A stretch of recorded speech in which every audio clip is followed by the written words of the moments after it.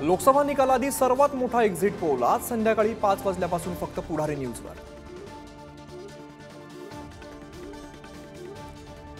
पुणे अपघात प्रकरणात आमदार सुनील टिंगरेंवरती झालेले आरोप बिनबुडाचे। अजित पवारांचं वक्तव्य तर आरोपीची आई शिवानी अग्रवालकडून चौकशीत पोलिसांना असहकार्य। अमोल मिटकरींसोबत स्टेजवर बसण्यास नकार दिला होता। मेधा कुलकर्णींनी सांगितला बारामतीतील कार्यक्रमाचा किस्सा। ते कुलकर्णी खोटं बोलतायत, मिटकरींचा पलटवार।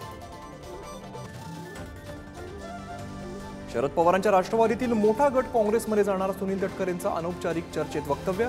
तर जयंत पाटील 4 जून नंतर पक्ष सोडणार। शिंदेंच्या शिवसेनेचे प्रवक्ते संजय शिरसाटांचा दावा।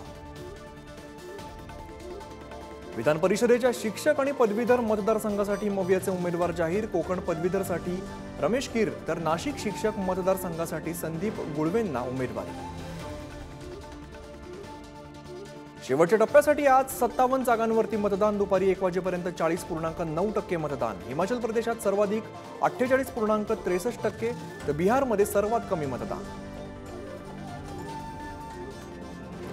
मध्य रेल्वेवरील मेगा ब्लॉकमुळे लाखो प्रवाशांचा खोळंबा। आणखीन 36 तास करावा लागणार पर्यायी मार्गांचा अवलंब। 960 लोकल रद्द झाल्याने मोठा फटका।